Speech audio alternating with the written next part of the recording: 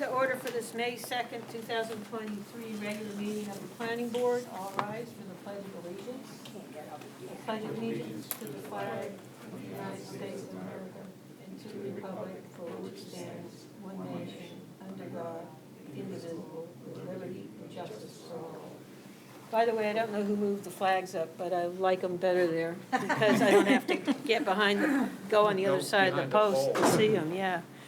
I'm having a real relationship with this post here. There, yeah. It's very Oh, patriotic to right. the post. Okay, so we have all 5 regular members here. So our alternate, Kathy DiPietro, will be able to participate in all proceedings except vote. Approval of the minutes of April 26, 2023. Before I accept a motion, I would like a motion with these changes and any others people bring up. I've already provided these to Ms. Phillips. On page 2 of the minutes, the paragraph that starts with Jack O'Brien, and the last sentence says he added that the proposed construction has already been completed within the building. I believe he said initiated within the building.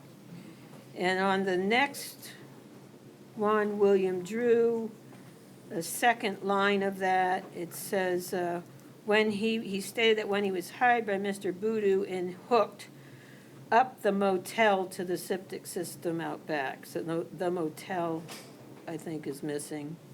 No, I believe on that one, Deb. Yeah? William, You think it was his house? it was the house. It's his house. Because the back lot of the hotel Okay. was already done at that point. Okay, so hooked up, it should say hooked up his house, Personal residence. Personal residence. personal residence. Yes. Laura Lee, got it?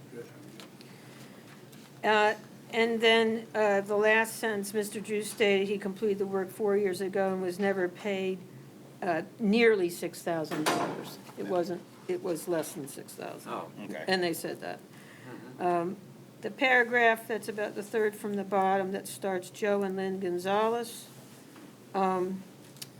The last line of that says not the preview of the board, should be purview of the board. Oh, Yeah. And then item 1, the very low bottom sentence, see attached for details, should be struck. That was, this was part of what was actually provided to the applicant, and the attachment obviously is not on here. Okay. And then going to the second to the last page, so I guess that's page 4. Page 4, that starts Gary LaPlante. The last sentence says he stated it should be a small e, lowercase e. And that's everything I found. Yeah. Does anybody have anything else? Move to accept with those changes by Mr. Harden, seconded by Mr. Gibbs. Any discussion? All in favor, please raise your hand. Okay, 5-0, thank you. All righty. Next on old business, 5A, Camp Woodlands Not Road. that anybody's here, Deb, but you skip 4. Public comment. Why do I do that? Don't want it the same. No, I like public comment. Is there anybody here that wishes to speak on any topic? If you're here for one of the applications, then you can hold off if you like. Are you here for one of the applications? No? Just watching. Okay. All right. Well, We all live on High Ridge, and we're very interested in the development. okay. Oh, All right, good. That's why we're here. Okay. All righty. Sorry that I momentarily forgot you. Okay, now, old business. Camp Woodlands Road, map 6, lot 40, findings of fact and conclusions of law correction. So in the OneDrive, you would have noted that upon appeal, the appeals board upheld the planning board decision with the exception that there were 2 clerical errors. And their last, let me just read their decision to you, which is the last paragraph of their document. On March 23, 2023, on motion by Bruce Hancock, seconded by John Schuttinger, the Board of Appeals voted by roll cast vote 4-0 to deny the appeal except for issue 7, which is remanded to the planning board for the limited purpose of correcting its decision as stated in the Board of Appeals discussion in issue 7 above. Therefore, on March 30, 2023, the Board of Appeals votes 4-0 to adopt this notice of a decision and authorize the chair to sign. So what I've done, item 7, which is the clerical error, is I've taken the original findings of fact, which we approved and I signed, and I have redlined those, and that is on page, if you go to page 4, you see a red line there about in item C? Yep. Yeah, you got it. And then, and I actually wrote a letter to the appeals board that I think this board saw also, that I said I made a boo-boo. So, and then also in F, the 30,000 gallon cistern was an open space 1, not 2. Okay. Okay. Okay, so I'd accept a motion to accept these corrections, remand corrections. Moved by Mr. Harden, seconded by Ms. Miller. Any discussion? I'd like to say that they were masterfully done. the Well, thank you. findings. Well, very well. Yep. Okay, all in favor, please raise your hand. 5-0. Let me just sign these. So what I'm going to do is, I'm going to sign these here with the new date. And I'm going to denote, today is May 2nd. I'm going to denote that these are corrections as per the remand.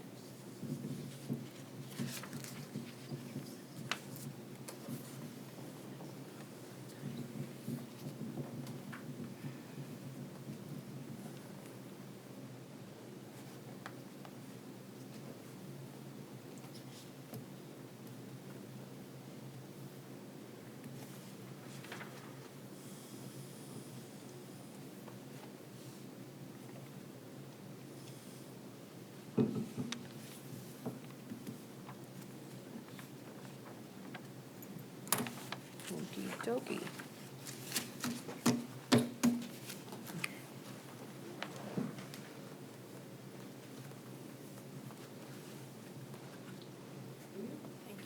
Do you want to, you have nothing else in the case here, because we have 5:15, so it's probably gonna be a little bit longer. Do you want to take a 5-minute break already? Do I want to take what? Oh. Because, well, because Blueberry Hill is Blueberry next. Hill's not here yet. But it said Woodlands wasn't gonna start till 5:15, so George probably isn't gonna show up for a little bit. And the next one's not here, and the next one's not here. Okay, Yeah. Dan? I'd like to bring this up again because we run into this all the time. When we put the times on here, people think that's the time that they should be here.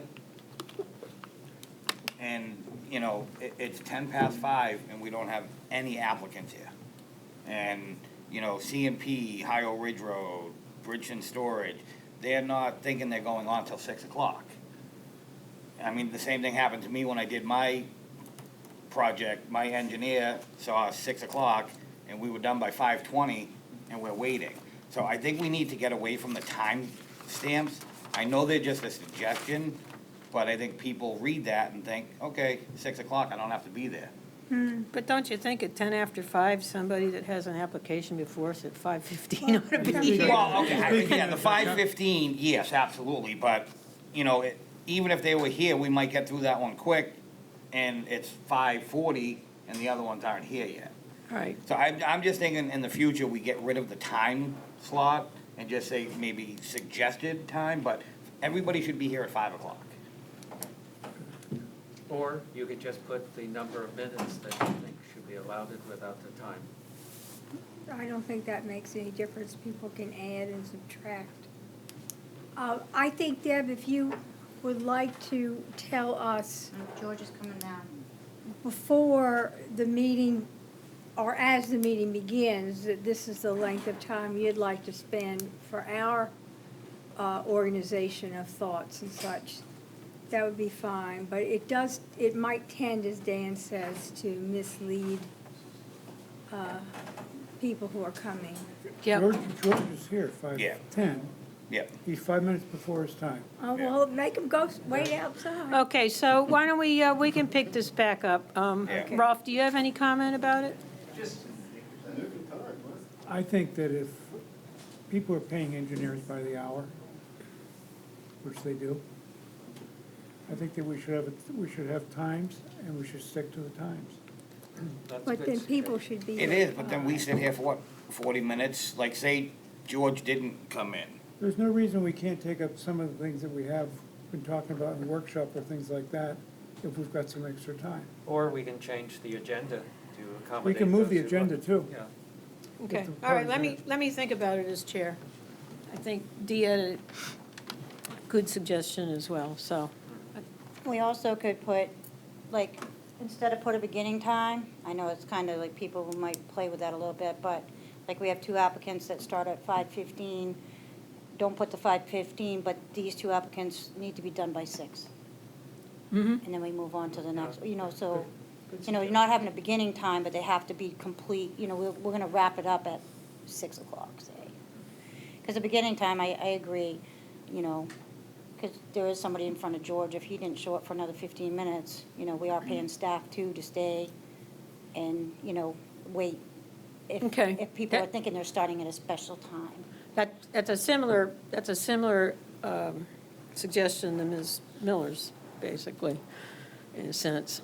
So you're allotting a certain amount of time per each one. Yep, all right. Well, with that, let's move on to old business, 5B, Blueberry Hill, Estate of Elizabeth M. Halbert, Blueberry Hill Road, map 13, lot 75C, represented by Mr. George Sawyer of Sebago Technics. And I did watch the tape for everybody on the board, and the board asked Mr. Sawyer to come back with a few things, and so maybe you could review those for us, please.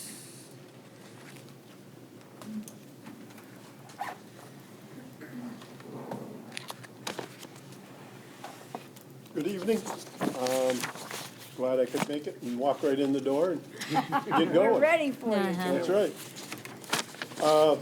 So, yeah, we're here to continue the review of the proposed 3-lot division of a lot in Blueberry Hill subdivision. The original subdivision was approved in the 90s sometimes, I think, sometime. The Hobbarts have owned this for quite a while. There's an existing house and an existing garage and then a large vacant lot. When I was at the last meeting, I believe there was a couple of things that were asked for. One was being the, excuse me, homeowners association bylaws or whatever. I think you had that. Hope you had a chance to look at it. It isn't a real particular, doesn't give particular directions necessarily as far as I could see, but it's what they've had for whatever time. And I believe the other thing, which I believe we showed on the plan, we showed we added 2 things to the plan. Showed a cross-section of the proposed road, and we showed a erosion control plan that would cover the road construction partly and also the house construction. And I think those were the items that you asked for at the last meeting. You also provided us with the documentation or the statutes regarding, Oh, that's right, Subdivision, subdivision, right. or SLOTA, it's really regarding site location of development. yeah. It's not the subdivision, state subdivision regs, it's the subdivision definitions pulled from the regs for Site Location of Development Act. But our bylaw says 20 acres, not And- 30 acres. And I believe our subdivision regulations are correct, if you read them carefully.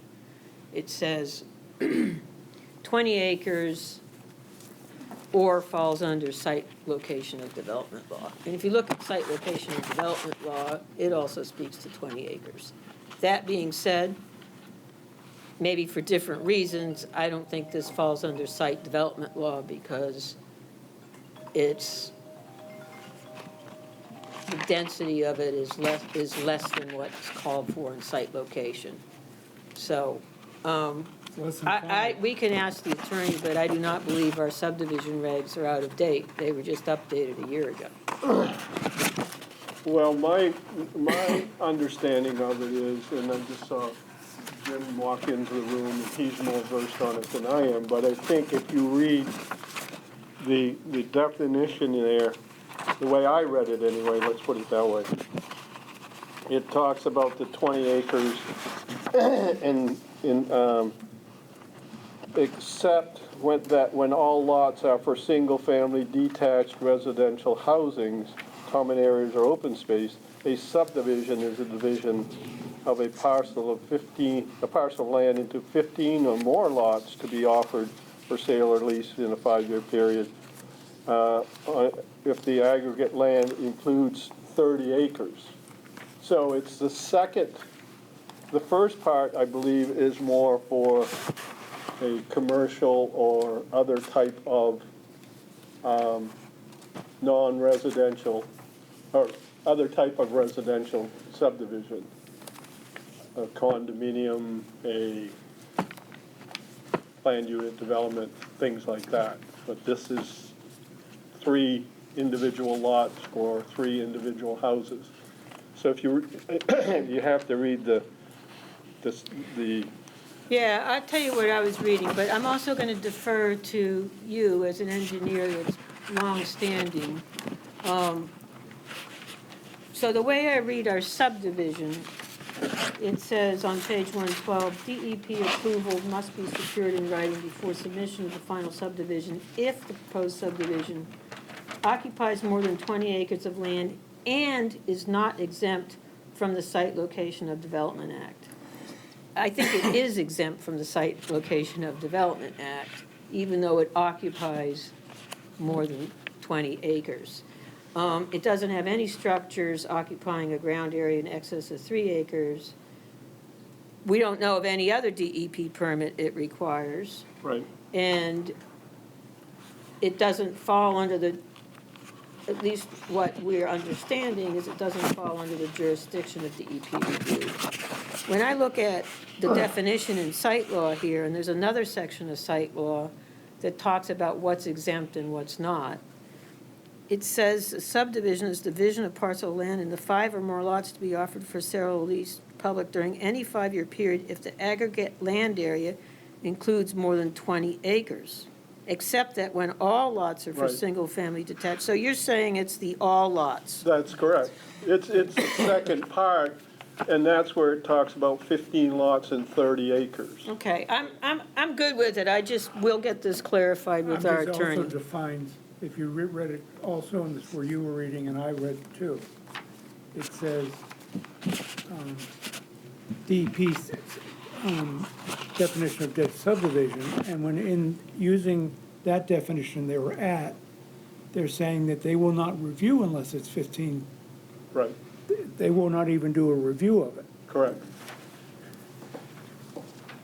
So I think, I'm But- just saying we need to make sure that's. yeah, and again, it's talking about subdivisions, and you could be right, it could be commercial subdivisions, but, Well, I think it exempts the single-family residential ones that they have to be 15 and 30.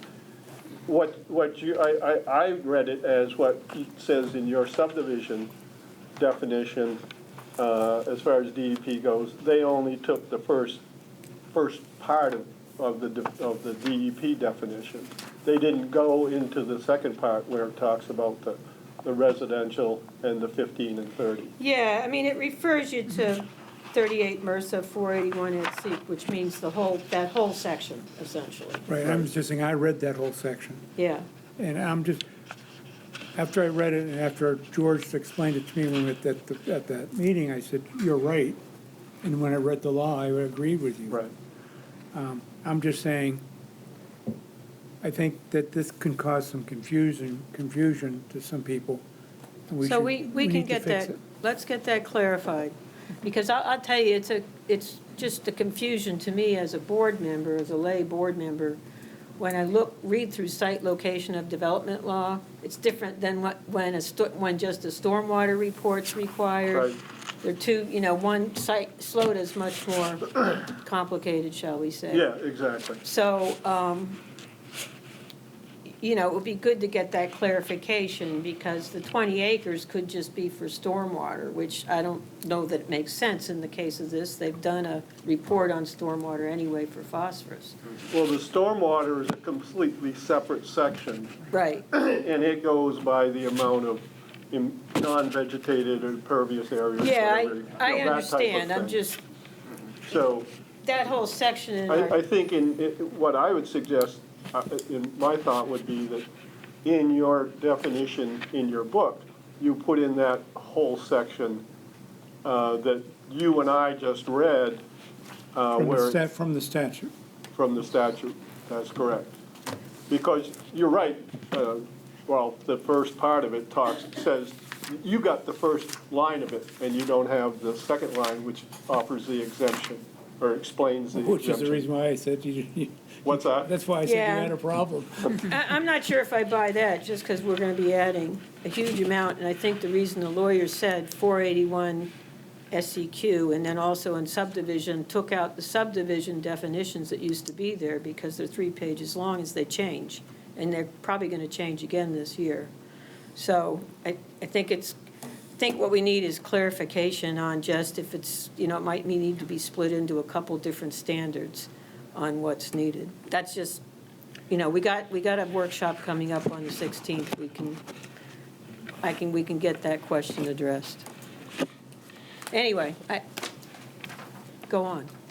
Well, I think, the discussion that we had at the last meeting, those were the 2 or 3 or 4 items that came up, and I think we've provided that information.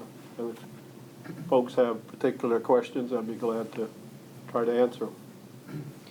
Ken? Yeah, I have sort of another legal question. This is the first subdivision I've seen that the road goes across one private lot, Correct. and that lot still has the easement for that particular road. So there are certain, confusing laws about easements that I'm worried might come back to bite some of the residents, later on. When was the easement made becomes a question. I read that easements made after 1990 include the possibility of stringing electric down, but beforehand do not. Well, the easement was just created now. Okay. It's Okay. created for this, because this was just a driveway before, and we're Yes. upgrading it from a driveway to a road to serve 3 lots. Yeah, it Right. still is an easement, and there's curious language. For instance, no major subdivision approval may be granted if the subdivision is to be located or on or served only by a public easement. Well, this But is that's a private easement. easement. Well, it also goes on to say, a building permit may not be issued to construct a structure on a lot which does not front on an accepted street or an accepted public easement. So if it's on a private, there is one element of the main statute that says. But wouldn't that mean, Ken, in terms of private, it says frontage on a private road, that is going to be a private road? But generally, private roads do not exist just on one property. Well, they can. can have their own right-of-way. It could be and then it doesn't exist on any property. It's a right-of-way, not an easement, which is very similar. Then comes the question of how will the road be constructed? Because right-of-ways generally do not allow digging in the right-of-way. No, I disagree with that. I mean, when you're constructing a road to your standards, you're going to have to remove stumps and things like that, so you're digging for the road. All these subdivisions you have out there have an easement or a right-of-way for the road to go in, and you're gonna be digging in them. And that right-of-way for the road then becomes part of the subdivision. It's the owner of the entire lot, then the road becomes. You'll find, if you dig into it, that most of your private roads are still owned by the original developer because they never get deeded off to anybody, to the homeowners association or anything.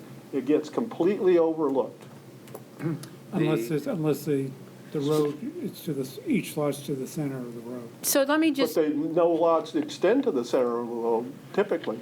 And there's another problem that when it says public easement, a public easement is sort of an acceptance by the municipality of that particular easement. So if it stays as a private easement, I'm just worried about legal problems in the future. We did have one project that had a problem with an easement because there were no power lines available in the wording of the In the easement. You language. couldn't put power on the easement. Well, so, that's a legal thing that needs to be taken care of by the legal people when they set up the final documents. Yeah, I hope so. That's all I'm saying. It's a Okay. little. so if I could interrupt. So the easement's just been done, right? So, Well, Is that what you said? nothing's been done to this point. Mhm. It's all dependent upon the approval of this plan. okay, and has an attorney written the easement language? Not that I know of, Okay, but they are So- working with a local attorney Okay. as far as the deeds and all that type of stuff. all right. And I will make sure there's a note to them to include easements for, typically, if I'm involved in it, would write up the easement to say for all purposes. Simple as that. Yeah. I just worried that this particular division, with the road across one private lot, might have some special problems that the lawyers could take care of. I believe the lawyer will take care of it. He's done a bunch of these. Okay. All right, can we move on, Mr. Gibbs? Well, sure. Thank you. Other questions?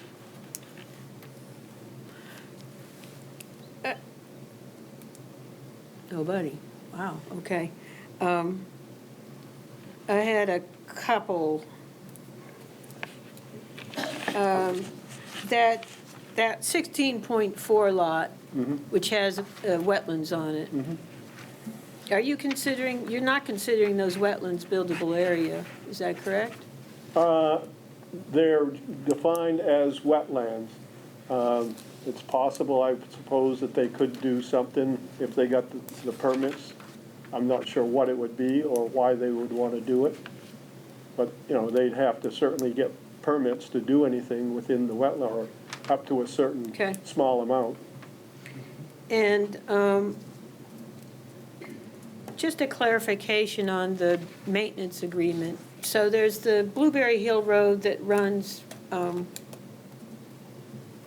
the little circle area Right. out to Sweden Road or whatever. Yep. You said that's about a half mile, right? It's probably more, yeah, it's probably about a half mile, correct. And in terms of the maintenance agreement, the folks that are in this proposed subdivision of Yep. 3 lots, are they paying just for the road that's within those 3 lots? Or do they also pay for, is there also an agreement concerning snow removal and whatnot on the road leading to it? Because they have to obviously get use that road to get to their area. I read in the homeowners association that all lots would have to pay their fair share. How they move forward with it is completely up to the homeowners association and the legal people, is what I would say. This has not been discussed in any way at this point. And by homeowners association, do you mean the 3 lots? Or do you mean the homeowners association that's beyond those 3 lots? There is no homeowners association for these 3 new lots at this Okay. time, okay? Yep. I'm talking about the homeowners association documents that you people were given copies of, okay? It is presumed that these 3 lots, the owners of these 3 lots, it could be one person, it could be 3 different people, would become part of the homeowners association. How they set that all up, I believe there's only 1 or 2 people in the homeowners association, 2 people in the homeowners association at this time. This lady being one, and, well, Kathy is the other. Kathy Woolgar, who is the daughter of Mrs. Hobart. Okay. So that's all stuff, I'd say that's all stuff that has to be worked out with them. Nothing has been set up ahead of time. Yeah. But- Just one more question. Ms. Miller first. But we can stipulate, because we normally do, even though this is associated with a former subdivision, it's a new subdivision of this lot, that any roads, private roads dealing with these 3 lots would have to become part of a homeowners association. That's fine. I think that would be important. Well, there has to be a road maintenance There has agreement to be at the one, very yeah, least for exactly. that short section of road for those 3 lots. Right. And in terms of what's been agreed to prior to that, which isn't part of this proposal, That's correct. that you're kind of saying they got to figure that out. Yeah, That's All right. yeah, if, But I don't think we should leave it hanging.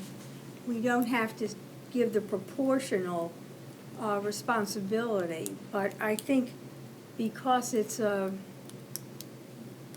interesting application, I think we should put that in, that there must be one, so that there won't be continuing arguments in the Yeah. future. Dan? So reading the homeowners association documents that were provided to us, it states right in there, road repair and maintenance costs shall be apportioned accordingly until such time as the number of lots or residential units changes.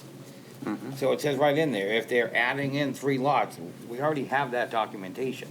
yeah. It's- Where, I don't know. where are you reading it? Oh, Because I'm it reading was it. unclear to me which subdivision we're talking That's about. based on the original. Well, that's the This is the existing- original subdivision that lot was originally part of. That's Okay, correct. that was lot, I believe, number 3. That's correct. And then you were number 2, and the other one was number whatever numbers way they Yes. go.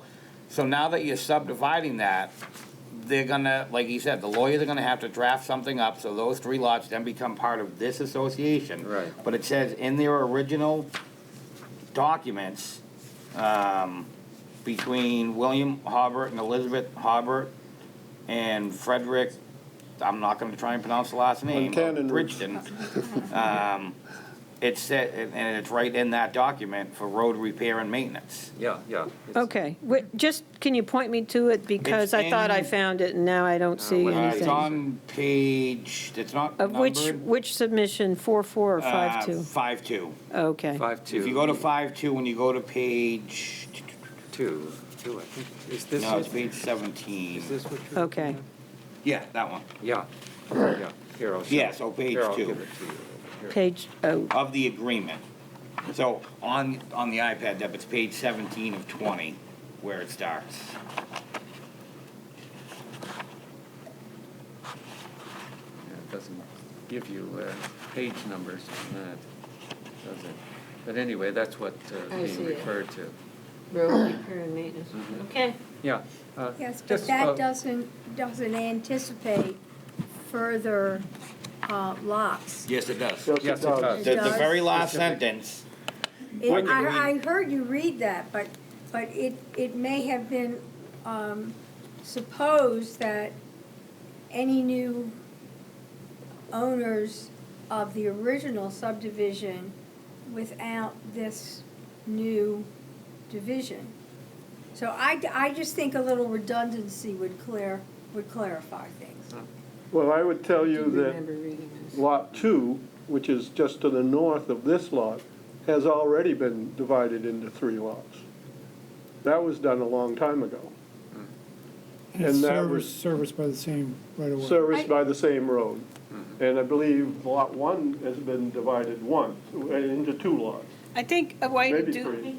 Are there 3 there too? Yeah, I think we could just say that in the findings that the extension of the road, which was already there, it's just you're improving it, right? Correct. So it was already a road, Well, it was a It's a drive, it was it a was a single driveway, driveway. okay, That's correct. sorry. So I think we can just say the driveway which is being improved as an extension of the existing road will be covered under the current maintenance agreement. And if that's not a true statement, then we should get clarification before we Well, sign I the think that's document. something that, the details of it can be worked out amongst the people in the homeowners association. I don't have a problem with that. Yeah. Just, it is a private road, so we just Right. want to be sure it's Yeah. included. Ken? Yeah, just from what the chair has been talking, is this road to these 3 lots an extension of Blueberry Lane? And will it be called Blueberry Lane? Is it, or is it a separate road? It's not a separate road, it's an extension of Blueberry Lane. What they call it is up to them. Well, actually, it depends on the length of the, Ms. Day, Yeah. can you give us some guidance on this? Because it's not a driveway. So what is it? An offshoot of Blueberry Lane, it will have to have a road name because you're creating three lots by 911. Okay, so they will need to submit for a road. Could be Blueberry Lane Extension. What's that? Could be Blueberry Lane Extension. They won't allow that. Can't have the same first name. Can't, yeah, How about Okay. Blackberry Lane? We already have one of that those. works. All right. Raspberry. We got one of them too. Yeah. All righty. Anything else? Okay, Then do we want to deliberate? oh, sure, go ahead. Okey. Um, Ms. Miller? I never ask about these little jiggles, but I'm just interested in this little jiggle here, this L2, 3, and 4. Why was there any reason to configure it that way? Because it doesn't impact on the road, it just, do you have That's, this little, these are to create a turnaround. oh, okay, for the that's what right-of-way. that is, okay, thank you. Okay. I'm sorry, I stand to be corrected on that. I just looked at the site map again, it's the end of Blueberry Lane, so they would be able to just extend it. Okay. It's not a, This is not a, So Right. it's we not would an just, we would offshoot. just capture in the findings that the driveway is being lengthened and changed to be Right a away. private road, essentially, a gravel road. It's being built to the other town specs, except it's not being paved, is that right? Correct. Okay. We've asked for a waiver for that, where Blueberry, the existing Blueberry Hill Road is Yeah. not paved, so. So the only thing we would need is on the final plan, the final Mylar we sign, it has to say that it will remain a private road. Okay. And that's in the Yeah, ordinance. we have a statement, Yeah, yeah, that's for it. that.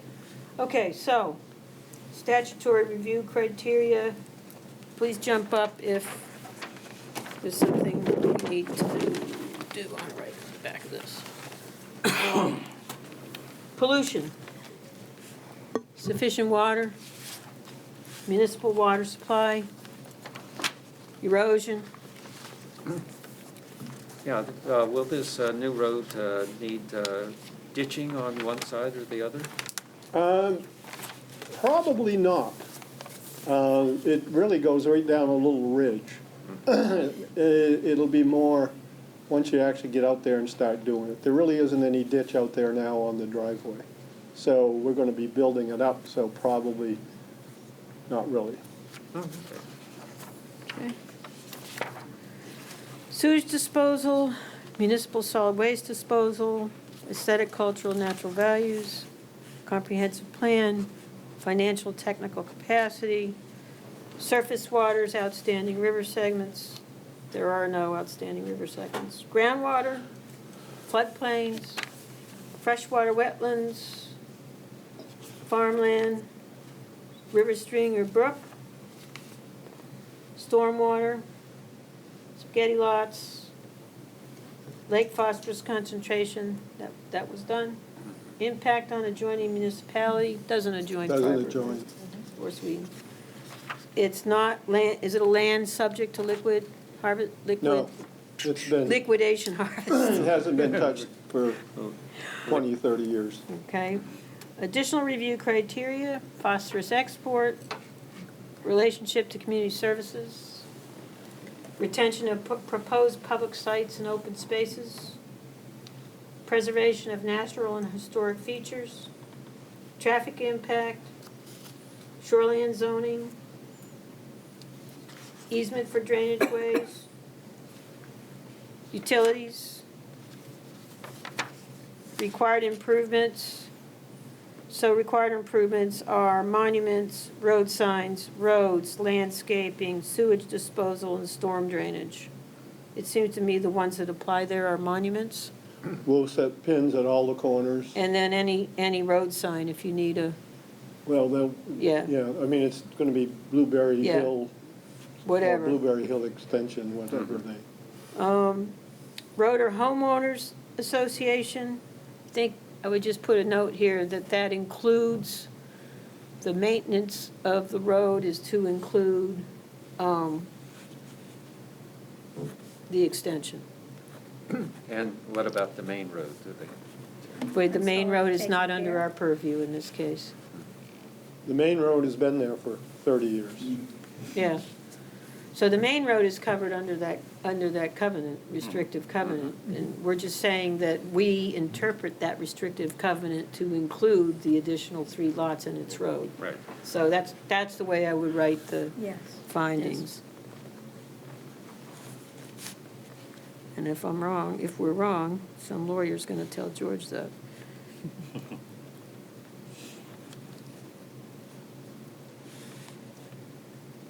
Okay.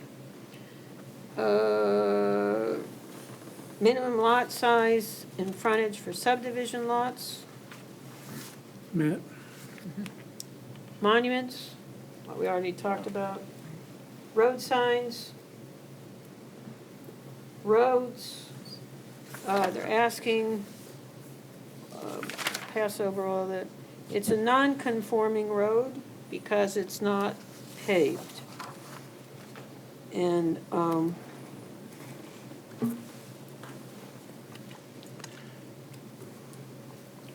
says the applicant must submit a road maintenance plan, which must show the intended ownership of the road system and describe how the road maintenance plan will be implemented. I would just refer to those covenants in that case.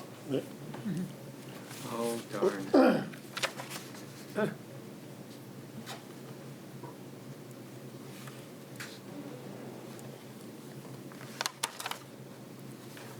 Okay. Sidewalks, water supply, fire protection, you're all good? Sewage disposal, surface drainage, long-term maintenance plan. Don't think that we need that. They don't require performance guarantee. Okay, and I believe that's it. Let's go to the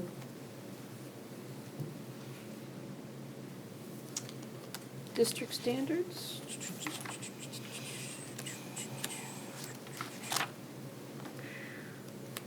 So, allowed use. And in terms of it's in rural neighborhood.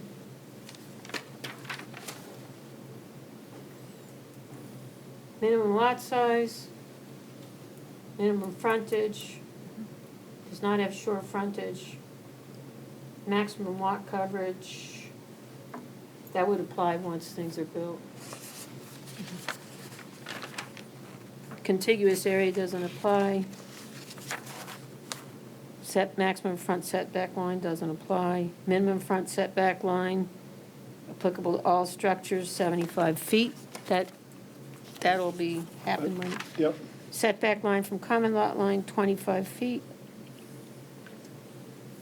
The minimum setback from other neighborhoods, not applicable. If in the shoreline zone, not applicable.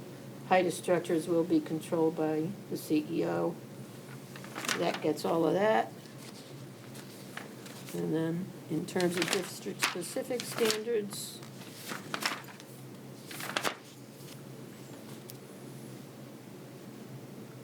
the only things regulated are garage and parking, the driveways have to be a maximum width of 15 feet.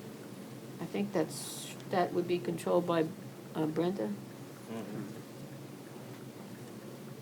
Corner lots comply with all applicable standards. I don't know if there's not really technically a corner lot. Yeah, they're. And nothing else is regulated in the district. So, that's that. Anybody have anything else they would want to, last things? If not, I'd accept the motion to tentatively approve this pending the findings of fact and conclusions of law. We're doing conditions and no conditions. Well, yeah, are there any conditions? I didn't think there were There's a conditions. request for a waiver. Oh, thank you. For the gravel road. I don't, does the thing about the covenants and the road, okay, the road name needs to be, sorry. Ms. Day, did you say they do need a road name or they don't need a road They name? do not. They don't? No. Okay, so we don't need that. So they need a waiver for the road. Do we need to make it a condition that, I think we state in the findings that, well, what do you want me to say about the restrictive covenants and how they apply for road maintenance to the road? I can put it as a condition, but it can also just be in the findings. I would just put on the findings that it includes road maintenance for the I think they should be extension. mentioned in Yeah. the findings Right. specifically. All right, so that's not a condition. And the only other condition is that on the Mylar, that road must say it will remain a private road. Okay, yep. For the exact wording, I would just look in the ordinance. But, Right. I mean, I'll write it up, but, Well, we have that, we've done that Okay. before, yeah. okay, now I'd accept a motion to tentatively approve this with the following conditions: a waiver for the road, and that the, can't read my writing, that the Mylar must state it will remain a private road. I think it was moved by Mr. Harden, Second. second by Mr. Gibbs. Any further discussion? All in favor? Okey-doke. Thank you. Look, George, These people are under a little bit of a time crunch as far as getting her estate wrapped up. Yeah. Would it be possible, Lauralee, to get this to your meeting? You have a meeting on, a workshop on the 16th? We could do that. Would it be possible? Everybody okay with that? Yeah. I mean, I think That would Laura be Lee and I can handle it. appreciated. Yep, Okay. no problem. All right, thank you. You're welcome. Okay.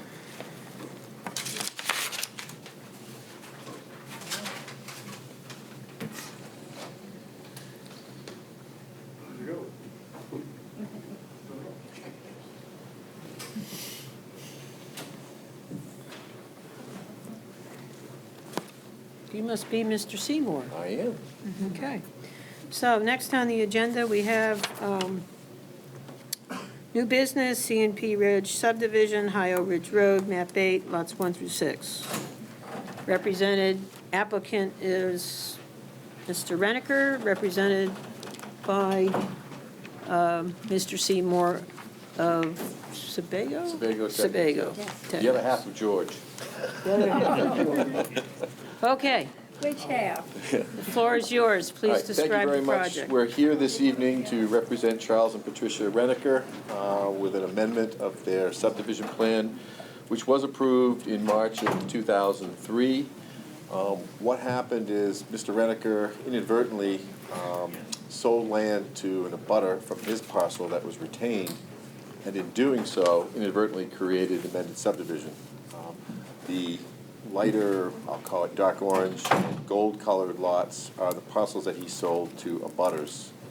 His former home lot, which is the lower lot on this plan, he also sold, leaving that green lot that you look at there as land retained by the owner, which he wishes to sell. In doing so, he has created amended subdivision because he's changed lot lines. The two lots that you see there in gold and orange were sold to those abutters, and that basically attaches to their property in the front. So even though they're separate deeds, they are retained by the same ownership. We've had discussions with Brenda, and it was thought to really do this correctly, we need to come in and have this amended. In doing so, we did show that the lot that is in green could substantiate a house lot. We did provide you with some phosphorus calculations and a passing test pit. So I'm not sure if Mr. Reniker is via Zoom or not, but he asked us to represent. He prepared most of this application. We're just here to hopefully nudge this along. Okay, all right, before we get rolling, does anybody wish to recuse themselves? The applicant has standing and notices checked out good. In fact, it was a really nice job with the notices. Don't think we need a public hearing? Do we want a public hearing? No? Okay. Are we okay if the neighbors of High Ridge Road are, if they want to speak, they could be allowed to I speak? think they should be allowed. Okay. And I assume we don't want a site walk? No. Okay. But I'd like an explanation how you can sell and record half a lot. How you can sell what? And record legally the sale of half a lot. No, it's not, he sold to an abutter. So he thought he was under an exemption because he sold land to an abutter. So with an abutter, it doesn't need to be a legal lot. He thought he was just transferring land that he owned to an abutter, which typically is exempt from subdivision law, except when you have a subdivision, you can't do that. Once you alter a lot line or any line in a subdivision, you're supposed to come back to the town and gain approval. When did That's those what I sales- thought. Yeah. And so here we have another case of something being done in an irregular manner, and then going back and closing the barn door after the horse Yeah. has So, escaped. but I think the answer to your question is the owner of the property misread subdivision law. So that's the answer. And my question is, when were the sales consummated? Oh, I'm not sure. If we go back and look at the deeds. They've been done for a I while. think it was 2021. Yeah. Yeah. It was 2 years ago. Yeah, that's what they weren't. So it's 22? I'm Brian Murphy. You want to go to the mic? And just introduce yourself and address, please. Hi, my name's Brian Murphy. I'm at 372 High Ridge Road, which was originally lot 6-4. So I'm on the lighter colored one there, the gold. And when Chuck and Pat decided to sell, we approached them about buying the land behind us to protect it for the wildlife and quietness of my wife being on the porch, hearing the owls at night, things like that. So we bought the land from him and from Pat, and we closed October 19th, I think it was 22. Yeah, I guess, yeah. So the reason I'm here tonight is to make sure that what's on my deed as far as specifications of my lot, which is 3.66 acres, hasn't changed. And that what's on my deed is accurate. That's correct. It's on 360. That's what I wanted to get for. So your deed, meaning the deed that's represented by your purchase of October, which then, yeah, okay. Thank you. And that deed also has restrictions on it, as far as I can tell. I believe it's the same restrictions as we had when we bought the lot 6-4. Right, it is.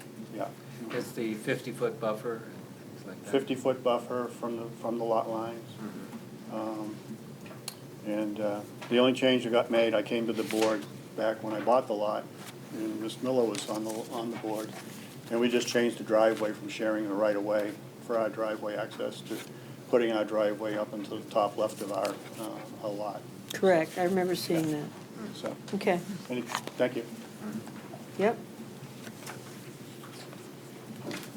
So it looks like there's a couple sales in here, and some of them one of them happened in Yeah, one happened, 2001, one 2000, one was February 2021 and the other was October 2022. okay, Looking at yep. file. Other questions? Mr. Gibbs? Is there, do we have to sign a new Mylar with? Yes. Yes. we will. Yes. On the old Mylar, the 50-foot buffers are on the old Mylar, but I don't see them on the new map that we were given. No, and we can definitely add those if that's a request you'd like to make. It's probably the safest thing to It's do. the safest solution, yeah. I see that this evening, that there were some crosshatched areas where the buffers were retained on the lines. Yes. Yep. Yep. We can add those. And I assume, are there already monuments or pins in place because Yes. of the fact that, Yes, those have been okay, set. all right?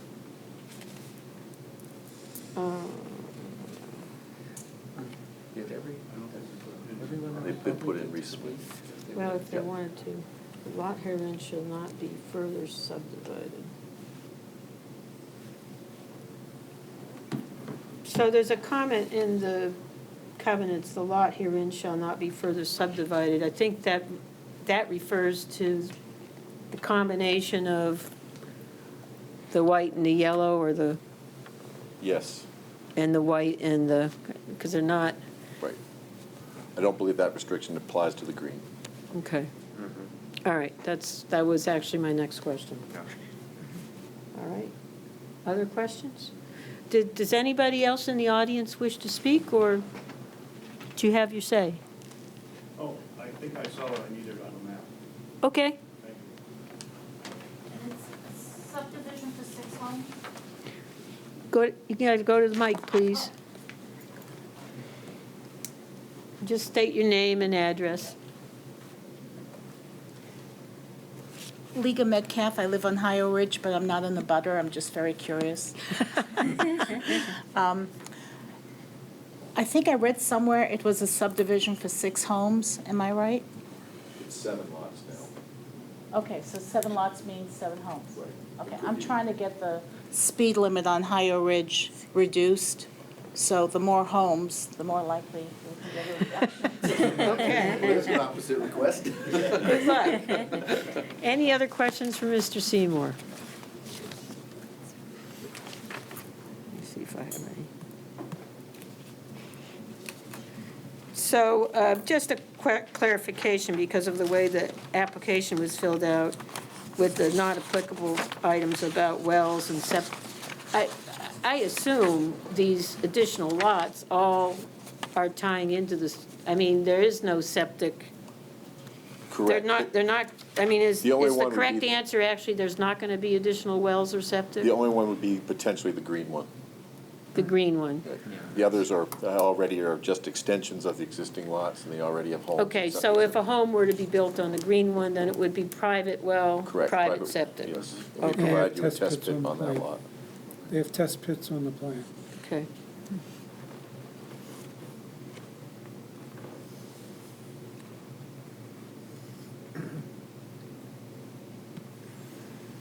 And it would be good, as when these findings are put together, that if you could, in addition to the Mylar, if we could get a clean copy of the original subdivision plan, it's tough to read. Okay. Yeah. Looks like it got copied over several times. We can get that from the registry, so we make sure it's a clean copy. Okay. Just one. Ken? Does the green lot have an existing driveway on that strip to Ohio Ridge? I think there is I don't know, the owners I don't believe there is. I think there was planned to be one, but I don't There was believe. planned to be one. I was But there just is not wondering one yet. if there is one. No, not yet. Yeah. Because that was going to be shared. It was, and then they came back and had independent driveways. Yeah. So this would be an independent. Yeah, sure, go ahead. You've got the answers tonight, so come on up. Brian Murphy again. 6-3 and 6-4, the third lot down from the top and next to the right-of-way and my lot below the right-of-way. We're supposed to share the right-of-way for access to Ohio Ridge Road. And the way I wanted to position my house is why I got my driveway changed from that. So nothing's been done on the right-of-way. It's still rock wall, trees, woodpeckers have done a number on them. And it's just waiting for whatever happens when the land sells, I guess. Yeah. So nothing's been developed on the right-of-way. Yeah. It's a 50-foot right-of-way. Yeah. So if that land were to sell, the driveway would either go back in that little green strip or through a Yeah, right if of way. 6-3 sold, they'd probably go the driveway off of the right-of-way. Yep. It had to be Yeah. developed or Yeah, whatever that they would do be in the- back. Okay, Plus they have a helicopter. all right. Anybody else?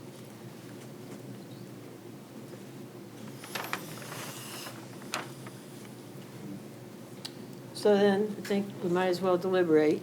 I am glad you came to the board because it is a subdivision. It should be, anything modifying a subdivision is an amendment, so, including moving lot lines. Mr. Reniker disagreed with me, but I think between Brenda and I, we convinced him he needed to come back. Okay. I appreciate that. I think that's why we have engineers. that understand the Engineers, law. lawyers, and land surveyors. Yeah. Okay, They need jobs. statutory review criteria.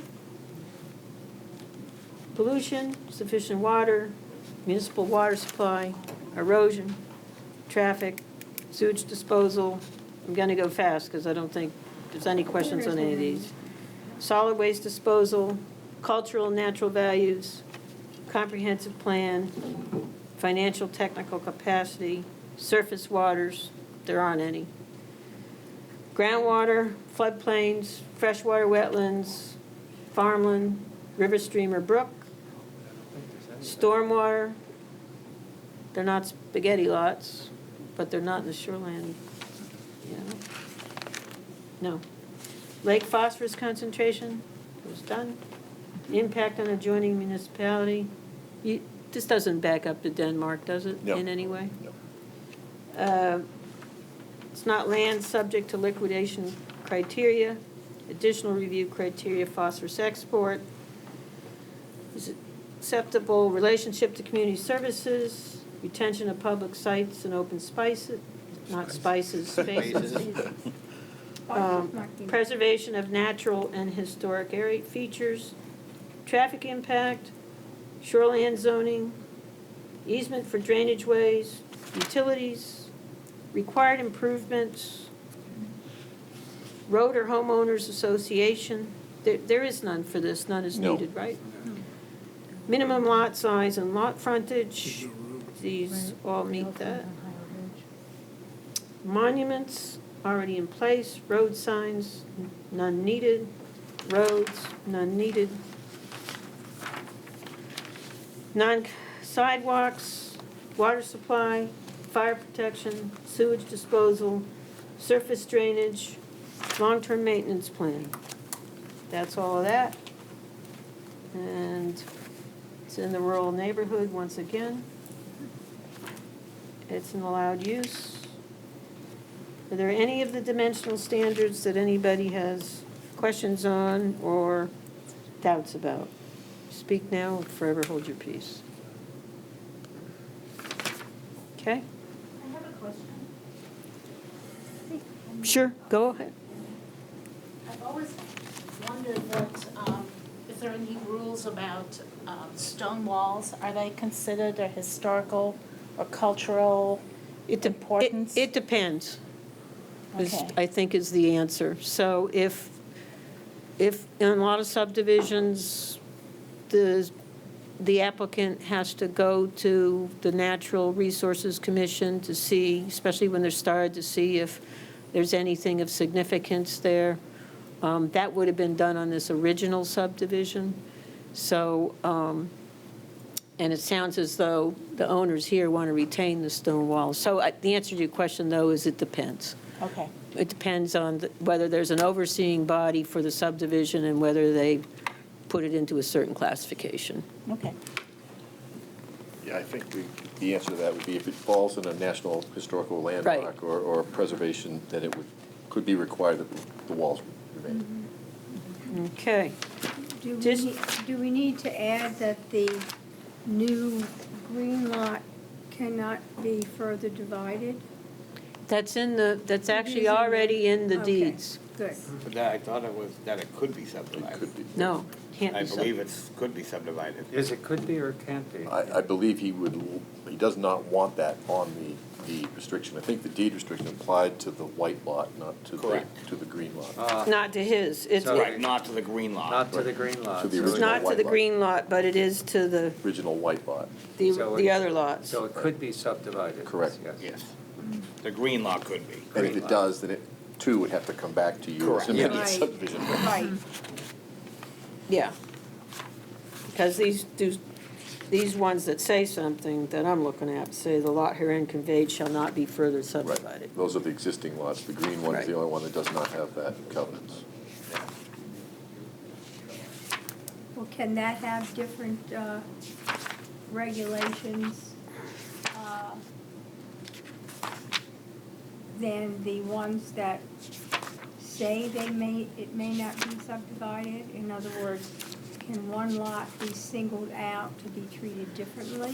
No, I only believe it's the green lot that can be treated Well, differently. but isn't the green lot a part, it's a new lot in the original subdivision, right? And that was the one retained by the owner that did not have, It didn't have a It restriction never on had it. never had a restriction on it. Yeah. And that, It's not removing a restriction. yeah, correct. Okay. Okay. In terms of the rural neighborhood, does anybody have any comments on any of that? Most of it does, in fact, I don't think any of this applies. There's no, Yeah, it's just about garage Yeah. and parking and all that. yep, but none of it's being affected. So what we've got is that we want to make sure the buffers are specific on the Mylar, and we want a cleaner copy of the original subdivision, approved subdivision plan. Mr. Gibbs? Move to tentatively approve with those conditions. Okay. Seconded, moved by Mr. Gibbs, seconded by Mr. Harden. Any further discussion? The new lots being created, they have no frontage. Are they non-conforming lots?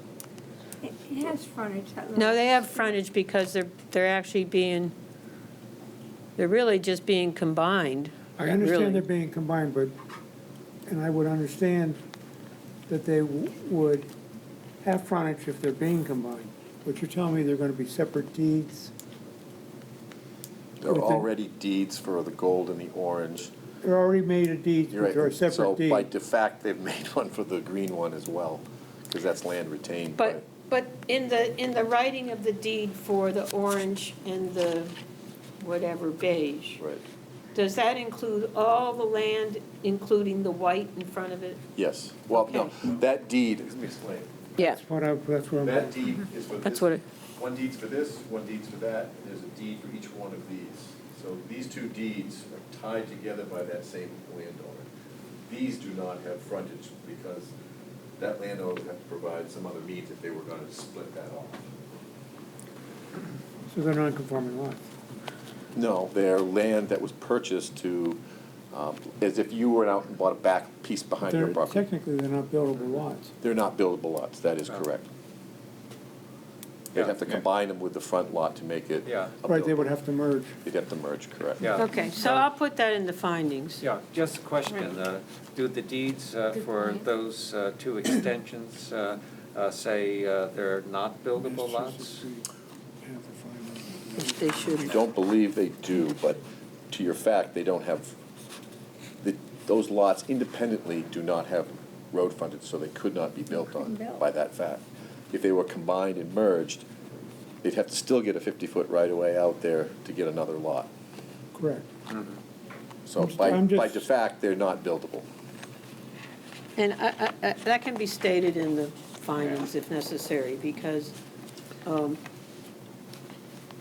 yeah, they don't have frontage, but they're tied to each other. So I hear what you're saying, Rolf. I'll try to write that up properly. And if they did, again, they should come back because it'd have to be a right-of-way, be an amendment to the subdivision again to get. You'd be taking away the line. Just Correct. trying to So you're prevent any creating- potential confusion. Combining two lots. Totally understand. That's what happens when you do It these. seems to me that this is an example of about anything that can happen to a Correct. subdivision. Can happen. Okay. Motion is the motion on the table, Well, I have a question, the dark blue there, that's an unbuildable buffer? That was the phosphorus buffer that we planned for that lot. In the event that somebody builds a single-family home, we just went ahead and said if somebody were to get back there and build a home on it, that would be the buffer that would be required for the phosphorus. All right, so that's not intended to be built upon. Correct. That is a restricted forested buffer. Okay. Okay. Time to vote. All in favor, please raise your hand. All opposed? 5-0. Thank you very much. We might have these written up on the, I don't know how much of a hurry everybody's in, but we might have these written up May 16th. If we do, Okay. we'll let you know. Otherwise, it would be the first Tuesday in June. All right, thank you very much. Yep. Thank you. Okay.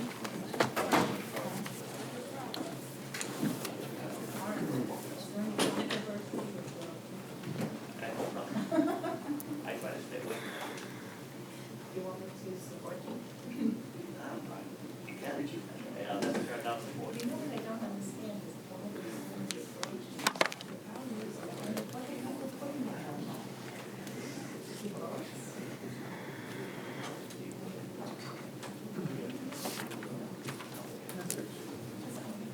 Put a tripod. Is that the town's tripod they use? I believe so, yeah. Okay. Next on the agenda, new business 6B, Bridgton Storage and Consignment Expansion, Portland Road, map 9, lot 72. Does anybody wish to recuse themselves? Okay.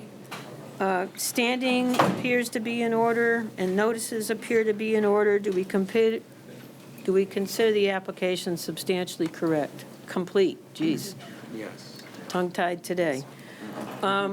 Do we wish to hold a public hearing? No. What about a site walk? I'm just going to propose a site walk because, and we can get started with review tonight, because it is close to the shoreland zone there in the back, parts of it in the floodplain. It isn't real viewable from the road, so it would be good to get the lay of the land, but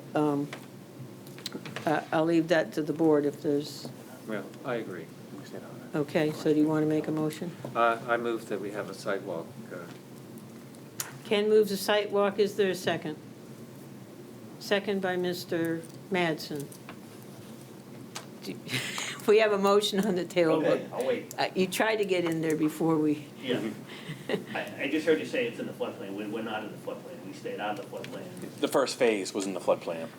part of it is. Yeah, the part that's already land built. is- That But- little Yeah. tiny piece. But it actually isn't. I went and got a loaner on that. Gotcha. Okay, well, I just think because of the sensitivity of the land, it makes sense. All right, any discussion? All in favor, please raise your hand. All opposed? 3/2, we'll have a site walk, and we should try to schedule that as soon as possible. Think we might have a day it won't rain?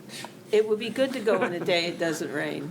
I'm not sure there will be any days it doesn't rain. And That you're would be in our a water couple of months. expert, so we'll go with you. We have a meeting on the 16th. I don't think a site walk would take more than an hour. Can we schedule that now, perhaps? At 4 o'clock? Why not 3:30? Well, I'm talking sometime next week, yeah. But let's pick a day now while we can. So next week is, I mean, unless you want to do it later this week. Weather doesn't look too good this week. It's gonna rain all It's day. It's gonna rain. I think the weather is, who's Could do got it. the weather? Forecast for the next week, I watch the weather quite frequently Yeah. because of docks. You can drive right up there. Yeah, Madam Chair? I mean, I don't know if you physically want to get out and walk, I mean, we can give you access to the storage facility, you can drive out back there and you can view the whole, the area that we're doing, it's not that big of an area, you can see it right from the existing facility. But there is chain link fence there, so you'd have to walk around that fence. Yeah, we'd probably walk around the fence if we could. So, what's the weather forecast say, Dan? Next week, we're good. This week, like he said, yeah, we've pretty much got chances of rain every day. How about a Sunday afternoon? I am not available on any weekend in May, I can tell you that right now, until 5 o'clock on Sunday night. Let's get straight the big schedules. When do you golf? And when do you golf? I don't golf, I camp. Okay, Wednesday, Friday, and Saturday. okay. Let's just pick a day. So how about Tuesday? Tuesday the 9th? Tuesday the 9th, Yeah, late, no? 4 We got o'clock? something going on the 10th, right? The 10th is the optional thing to go to Denmark if you want. Yeah. Yeah. Okay, so the 9th at 4 o'clock, that's fine. Does that work for everybody? No, not for me, Oh, but that's all right.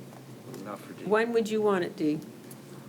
I don't want it. Well, okay, but, so then, do So you have suggestions if you were to come? 4 o'clock is not convenient. My time is a little bit more limited than it used to be, so Okay. I just have to go with my own personal time restraints. Okay. Does 4 o'clock work for the rest of the members of the board? Tuesday the Yeah. 9th, yep.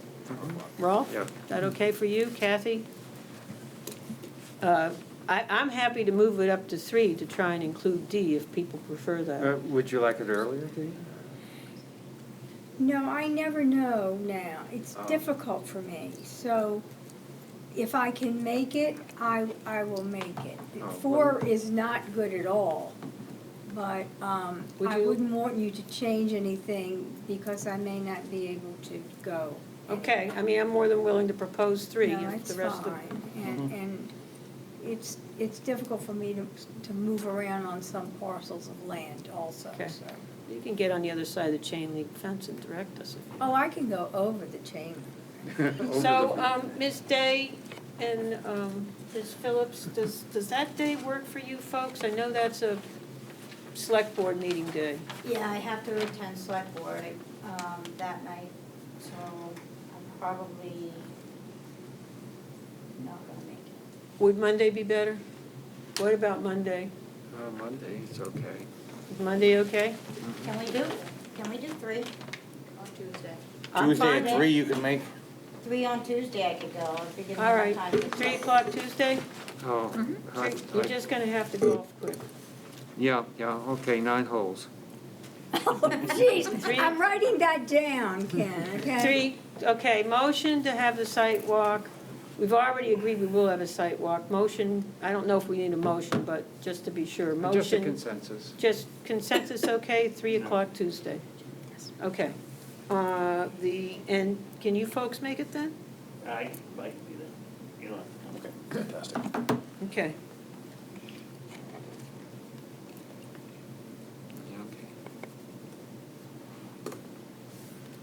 Okey dokey. All right, All right.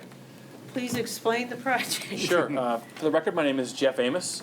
I'm an engineer with Terranite Consultants, and I'm here on behalf of the applicant, Mark Lopez. We're here to introduce an expansion to the Lake Region's safe storage and consignment site. This project was before the board in 2016, got site plan approval for, this laser pointer doesn't work that great, but there we go. So everything you see here, the consignment building and parking lot, and the 10 buildings that you see out there today. There was a little piece left over of the property right here that was left undisturbed previously because the first phase consisted of, I think it was 2.8 acres of new impervious area. And so at the time, Mark wanted to get under construction, so we limited the total project to beneath what would require a site location permit from DEP. So he had a stormwater permit back in 2016. However, this new expansion does increase the total impervious area of the project over 3 acres. And so we have, DEP has had our site location application for maybe eight months, perhaps. They have reviewed, and we've gotten all the comments back, and they have basically given us their blessing. It's in processing, whatever that means, and has been for the last month and a half, but it's being written up. It's no longer being reviewed. So we do expect, with any luck, to be emailed a permit potentially as soon as tomorrow. Could be, a couple months. We'll see.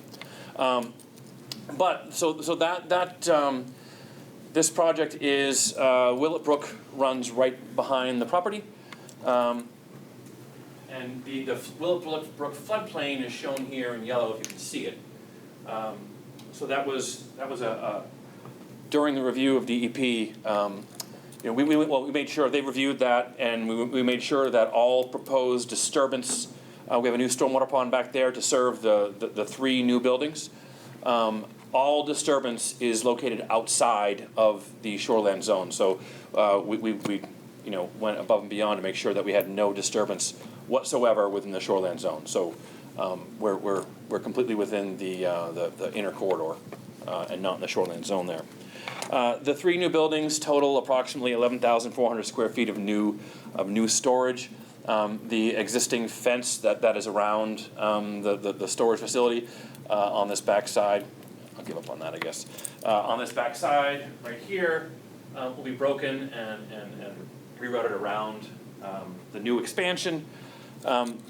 This expansion will have no impact to the current water or sewer usage for the site. The only utility that has any impact, the on-site electrical will be expanded from within the site to serve the new buildings. The buildings will be identical to the existing buildings, same lighting, same siding, same coloring. No disturbance whatsoever will be done to the front portion. The consignment shop and the existing 10 units will remain as is. No change to landscaping, the signage. Really anything. And as you see on the image here, this expansion is in the back corner of the property. It's really not going to be visible, particularly, once this site here gets developed, you won't even see this corner at all, but it's tucked back there pretty well. So DEP has viewed the stormwater, both quantity and quality. So they reviewed the water quantity of the first phase as part of their stormwater permit. They re-reviewed that and added in the component of the new piece. Rechecked the phosphorus calculations that we had the time before. There is a small additional fee that will be paid by the applicant for the phosphorus impact fee. DEP has, again, reviewed and accepted those calculations and that fee.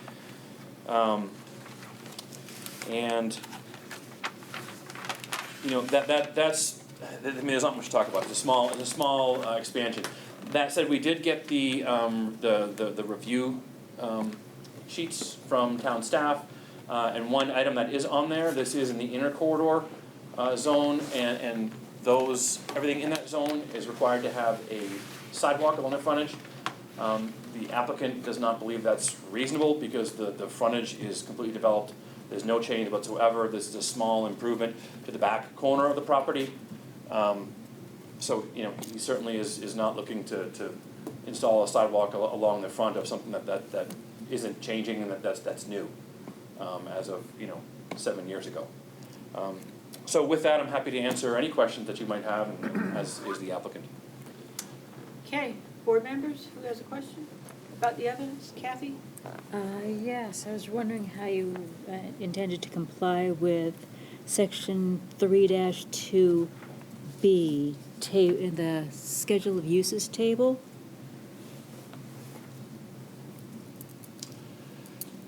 We are aware that, I don't believe that self-storage is listed. Is that what you're? That is what I'm referring to. It Yes. is not an approved use So in this we are zone. certainly hopeful that as an expansion, this is the same property, the use is already approved. We're hoping that it's seen as a grandfathered use. Well, please review section 2-3 on non-conforming uses. Yeah, they're not as. Can you repeat that section, Kathy? Section 2-3, non-conforming uses. So I think Kathy's pointing to one of the same things that I saw. Has the board reviewed the non-conformance section in any detail, other than myself and Kathy? You're not supposed to expand it. So I think that's something that, I think what would be good, Mr. Amos, is, without us deliberating right now, I think it would be good, so obviously going forward, I think what we can say is, it is a non-conforming use based on today's use chart. It says it's not allowed in that district. And there's a section on non-conforming uses, and it discusses expansion of those non-conforming uses inside and outside the shoreland zone. And I just note that much of the lot is in the limited commercial district, so it is technically in the shoreland zone. I think what would be good is just, is for you to give us a narrative of your rationale of why and how it meets the conformance qualifications. I guess that's the best way I can say it. I think otherwise we're gonna get into either, we're gonna start deliberating. Okay, but I would ask the board to please read that chapter very carefully, because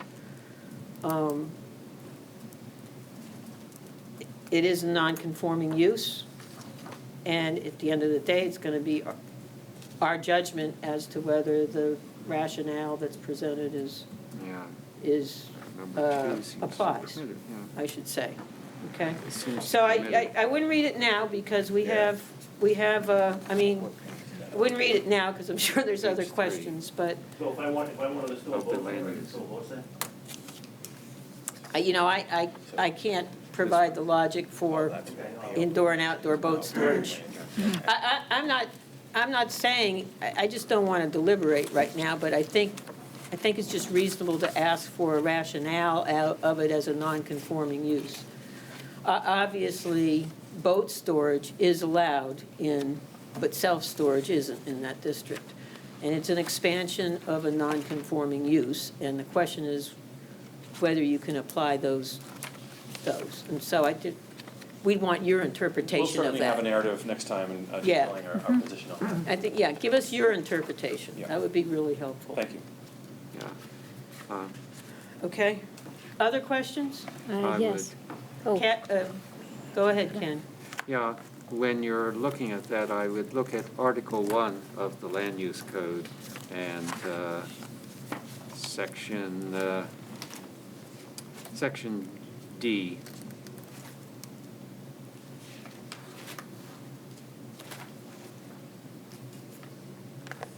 Article 1. Yes, it's at the beginning of the land use code. It's actually on page 2,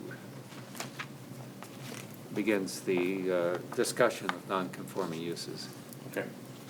In section 1, Yeah, right at the beginning.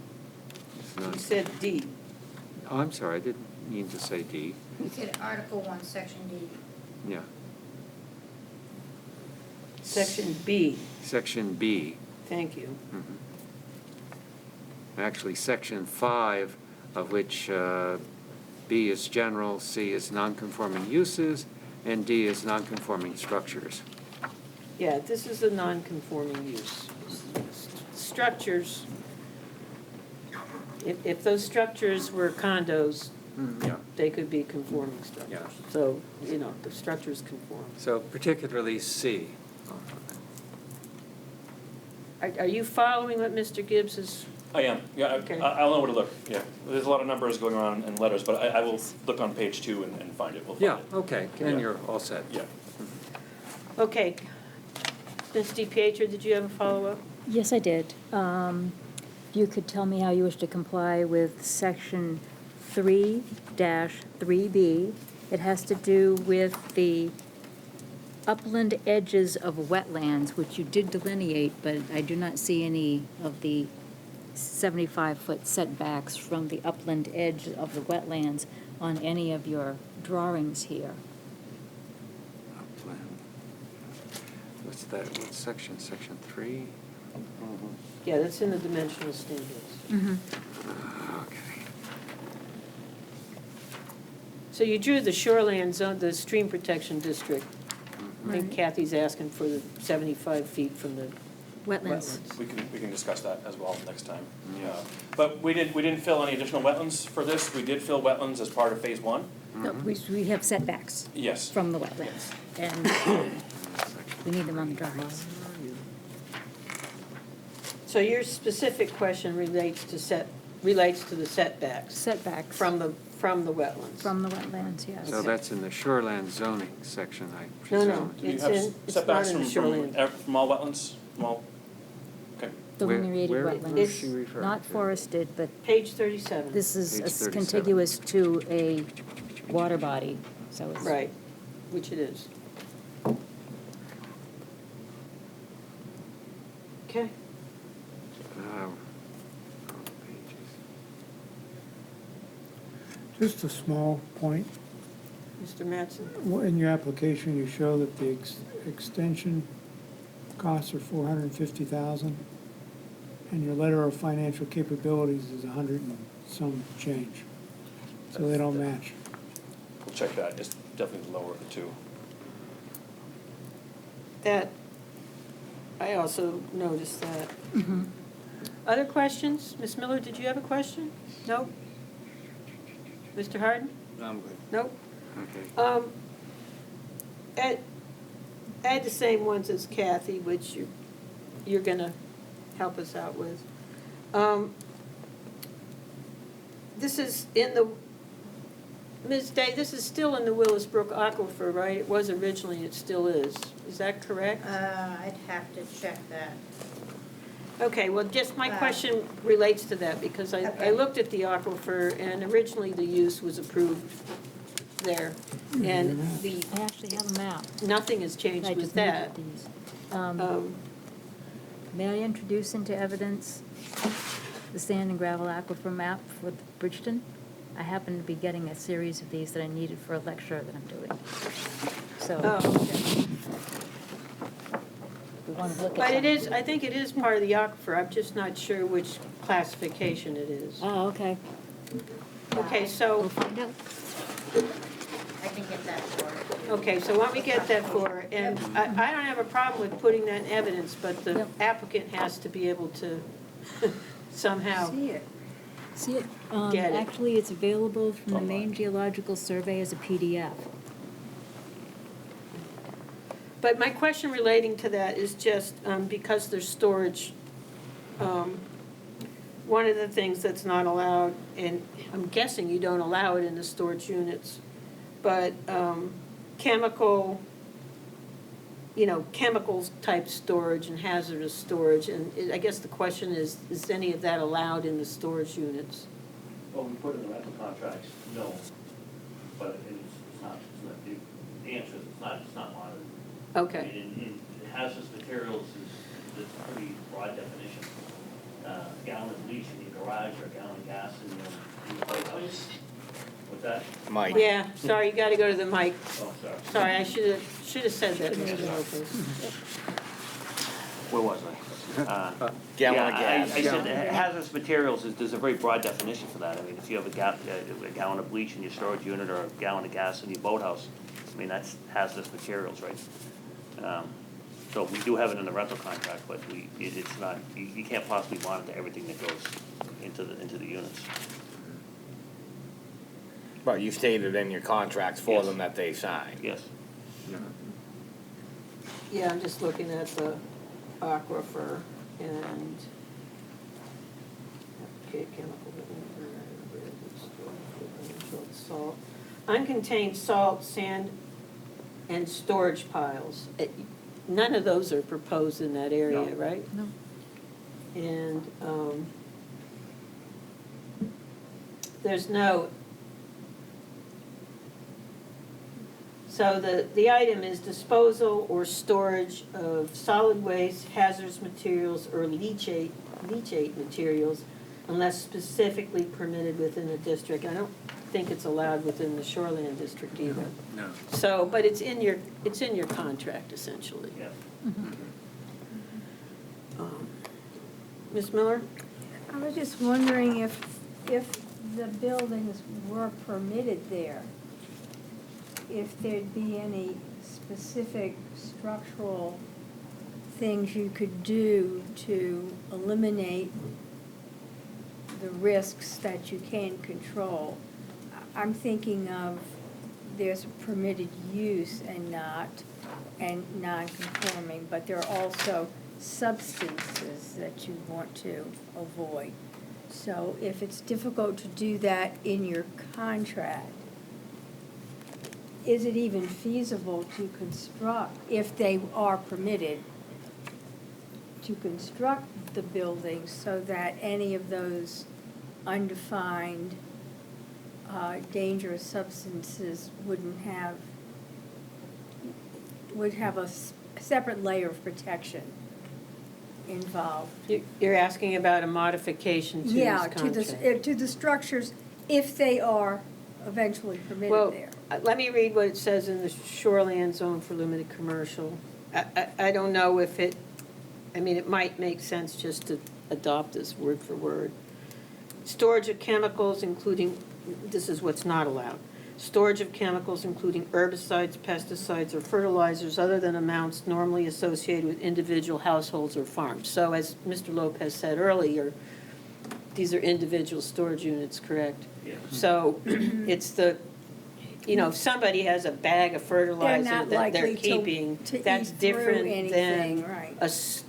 what I take it to be like a storage, big pile of, fertilizer or something that's shoveled in there, or a storage depot. Which So, could explode, but this wouldn't be. and then the other thing is petroleum or petroleum product storage or sale, which isn't being done, except storage on same property as use occurs, except for storage and sales associated with marinas. Yeah. So, in other words, they might have, as Mr. Lopez said, a gas can in there. Yeah, but anything that would have the impact of leaching through the floor or the walls of Yeah. building would be too dangerous to have in the building in the first place. Right. Are those structures, are they, the way they're built, can stuff leach underneath them or not? Leach. So like if you had Is there a a floor? container of, just an example would be, is there was a container of acid in there and it started leaking because it was old. And let's just say it's a drum, it's a large, could it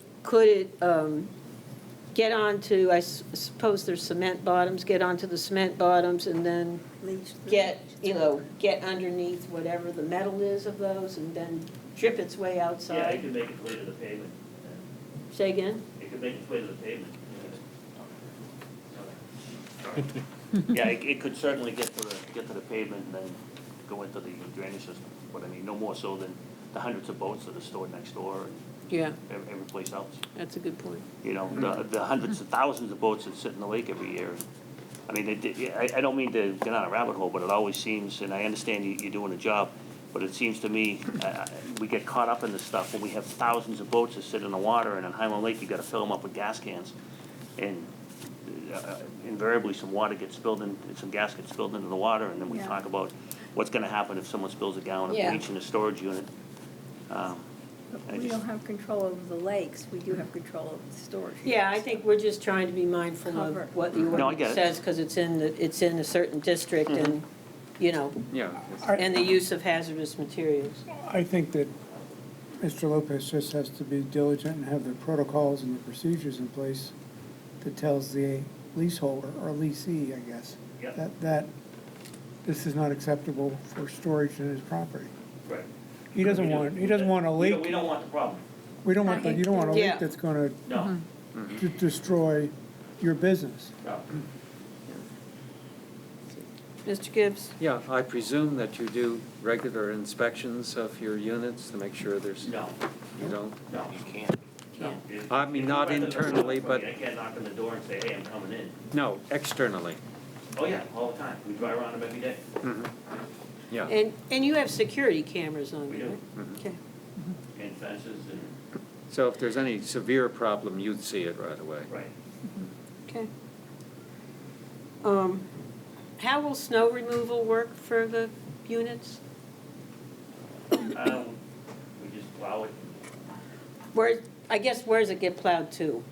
Um, I know it seems like a detailed question, but I'm just, is it? Yeah, I push it against the fence and I have a snow blower and I blow it over the fence. Blow it onto the snowmobile trail so they have more snow. Yeah.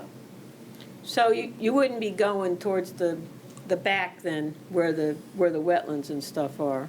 No, it wouldn't blow that far anyway. The wetlands are far enough away. Okay. So you don't actually pile it anywhere? You don't have to pile it anywhere? No, sometimes we do, like this winter we had a couple piles when we had all that snow. I mean, we remove snow just like everybody else does, you know, we deal with it as best we can. Okay.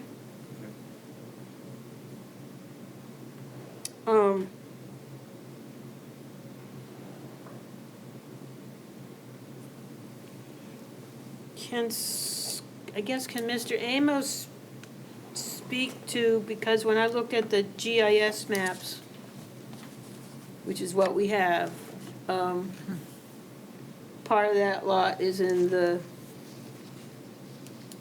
including, it looks like, portions that could be built on is in the floodplain. And so I'd just like to, you're saying that none of it's in the floodplain, and I read something slightly different from what the code enforcement officer, what it says in the application. So why don't you walk us through that? The flood maps show, so our stormwater pond is right here. The flood maps, the flood elevation is tied to an elevation in this area. The flood maps show it going up and in and crossing over, but the site certainly in the first phase was built up outside of that, and all the structures that Mark have are at least 1 foot above the 100-year flood elevation in order to have insurance and the whole nine. So I'm not entirely sure where the map shows over here. DEP didn't believe that it was in our, but I will look at the GIS map and address that specifically for when we come back next time. Yeah, so that, but if it was in the floodplain, that would just affect how high up they needed to be built? Correct. It's not in a way. It just, so there's no volume that is they're concerned about losing there. It's really a function of identify the elevation to make sure that the finished floor is at least 1 foot above the 100-year elevation. And the other question I had is, one of the specs in that district is 15%, allowing a 15% contiguous private open area. And clearly you got more than 15% of the land that's not being touched. But when I looked at the ordinance for the definition of private open area, it basically said, it's intent, let me just read it, because it's easier than me remembering. And so my question's really about clearing at the end of the day. Private open area, a contiguous space for plant materials containing no more than 50% impervious surface for courtyards or seating areas. So that's a spec in that area which indicates to me that that contiguous area should have vegetation. So I'm, and this is one of the reasons I want to go on the site walk as well, is of what's shown, is that a recent overhead picture? Yes, fairly recently. I think Does it it's got all show, the has it buildings on been, because I know in the frontage it's already been cut. What'd you say about the front? I'll just get Yeah, up. have a peek. And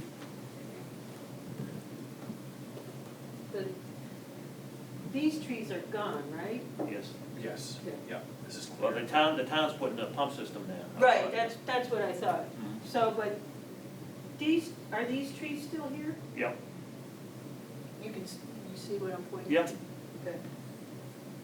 Okay. And, are those going to remain, or at least the ones, some of those on this boundary? yeah. Right here? Well, yeah, well, there are some trees down here, so that's, actually it's over here where we put the solar. But yeah, Yeah. these trees are still there. And so in this, nothing's been cut over here yet? Well, the fence is here and it's kind of open on the fence, but yeah, I'd say from, none of this has been cut. Okay, and then out here, Yeah. this is gonna be, the fence is here. So nothing's being cut in here, is that correct? Well, we cut this for the stormwater pond, Okay, but there's still stuff around the edges. but this edge here Mhm. is you're not intending. Right, the snowmobile trail comes through here somewhere, so they're gonna have to reroute it, out around the property. We'll have to Okay, figure that out. all right. So you could say you have contiguous open area that has a Yes. border of vegetation.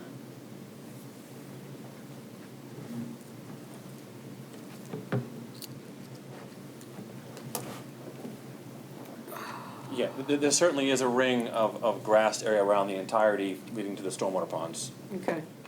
Certainly, there wouldn't be value for folks to sit outside at a self-storage facility, but Yeah. to each their own, I guess. And watch this stuff ooze out of the building. And can Hopefully you not. just explain the land conveyance? Is it just going from one entity of Mr. Lopez's to another? I think it's all the same. It's all the same now, yeah, yes, yeah. I think Okay. that piece this was, originally he had cut it in half, one piece here and this piece, and then he did transfer, I think he transferred a piece over, so it's Yeah. now one contiguous piece that Yeah, the development was on. this piece was transferred out. I don't think this was ever a separate lot that was created. I think it was all still the same. The intent is to create a separate lot here at some point, but not to ever use for it. I don't think it was never another lot created there. Okay.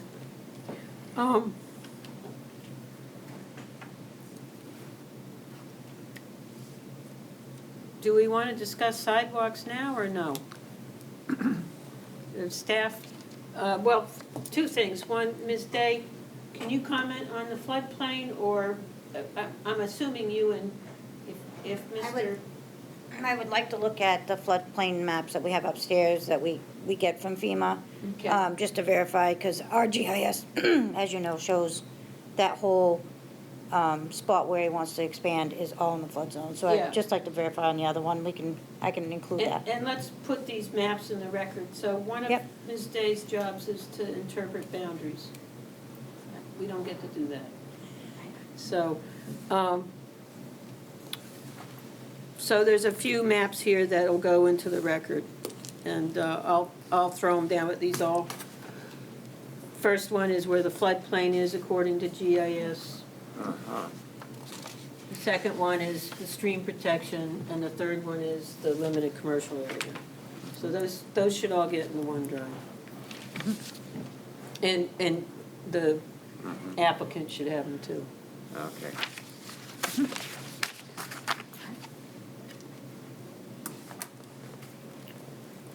Okay, does anybody want to discuss sidewalks? Well, it's the elephant in the room. We have to discuss it. I mean, where about the sidewalks, have any others been installed? I mean, there's been a couple projects, huh? You want me to We speak to we have attached, we have actually, we have actually required that standard to be met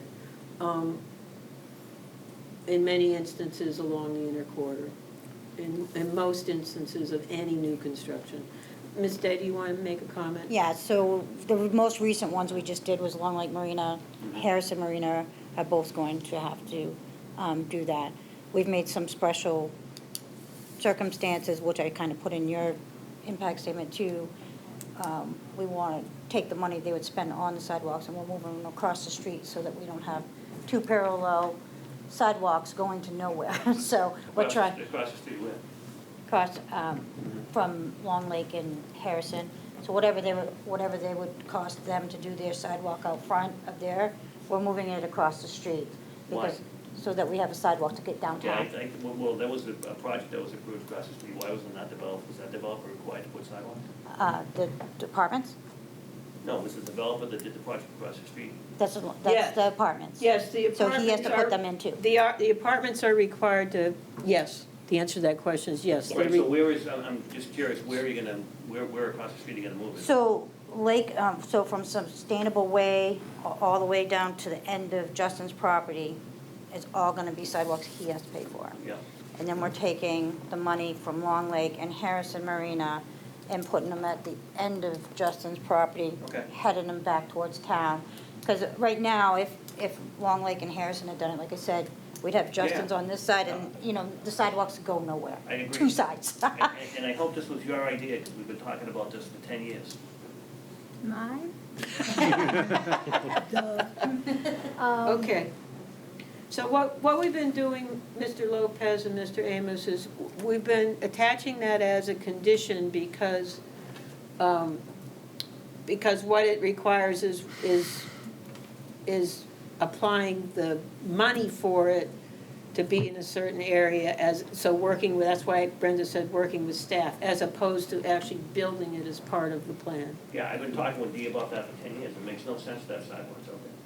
I still would go forward on that, see, I don't think it makes much sense to extend it. I think there's other parts of town, like Willett Road, that could be much better served with some sidewalks, and that's where the money should go, not to continue with, down there. I mean, that's my opinion. I think there's other parts of town that are much more desperate need of sidewalks. Yeah, no, I hear you, but I guess my comment is we're enforcing the ordinances Right, so as where written. does the money go? Is there a fund that's been set up for sidewalks? So we're just in the middle of creating I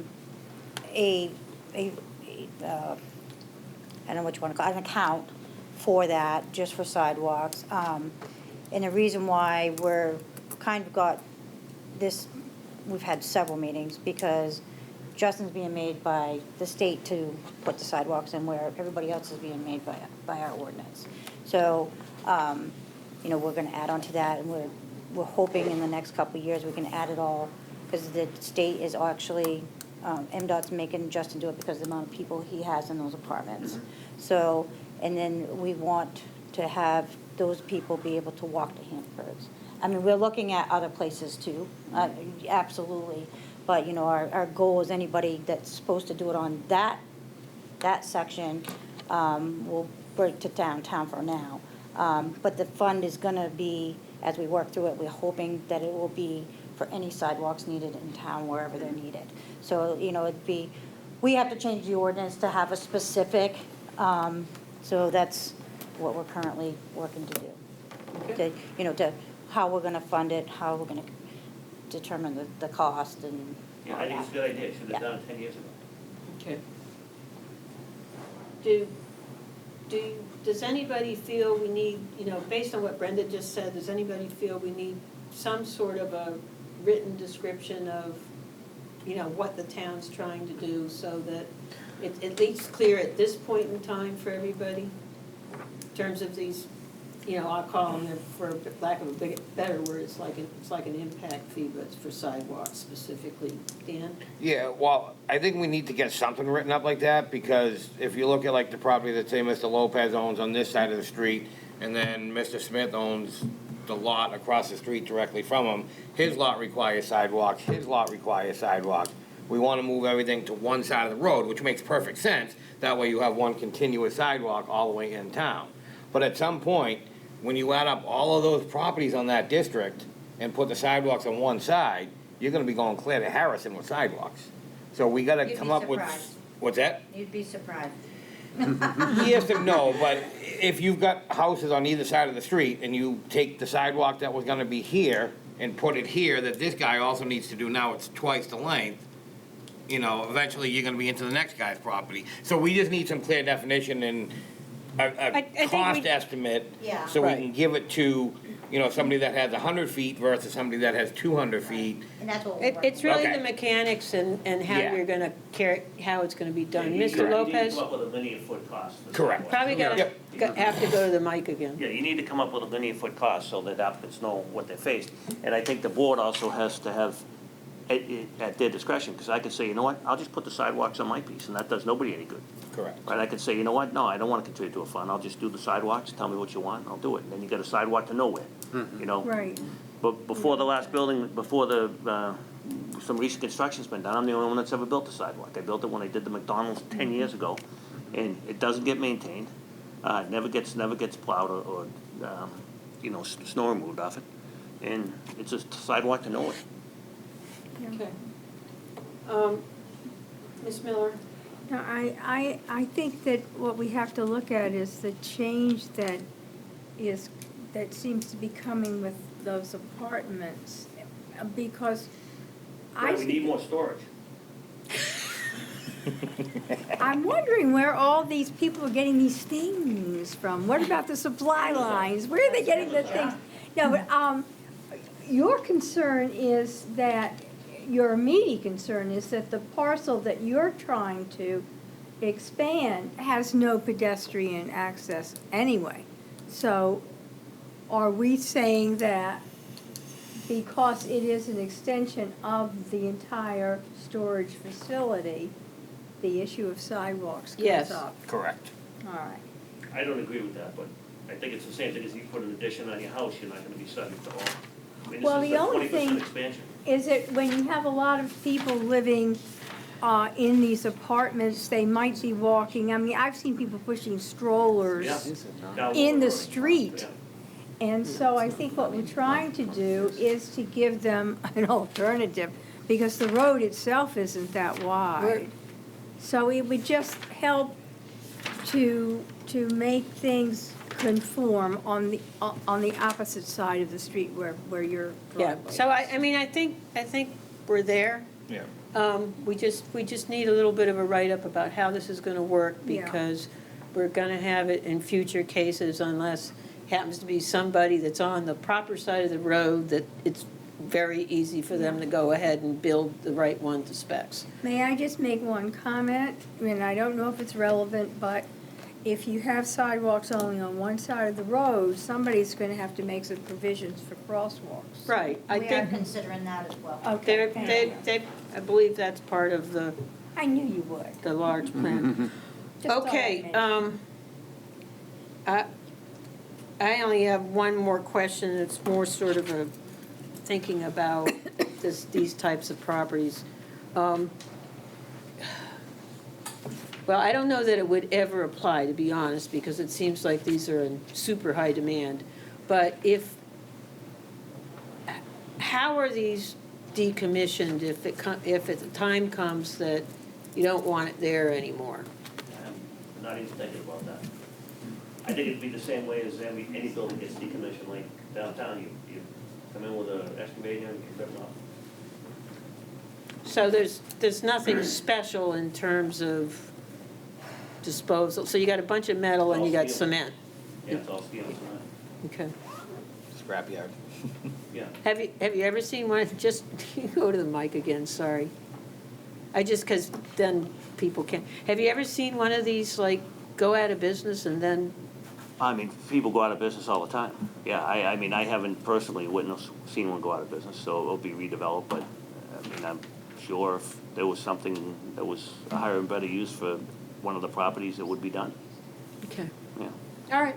These are not difficult to That's it for remove me. if they have to. Does anybody else have any more questions?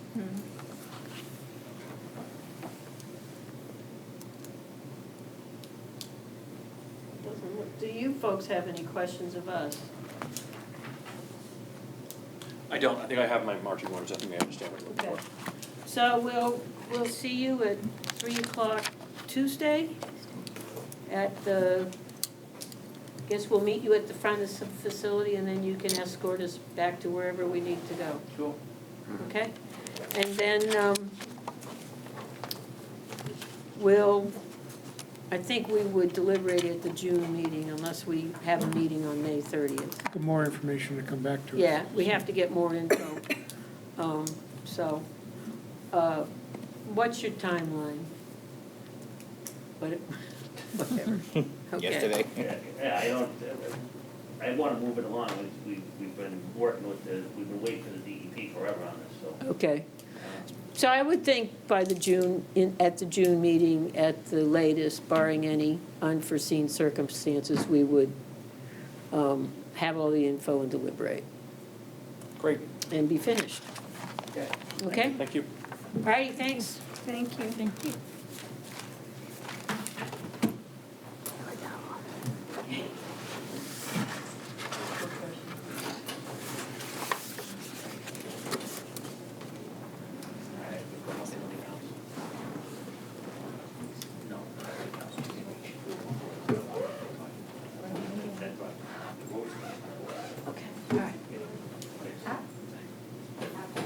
Okay, sorry, folks, just a little. Awesome.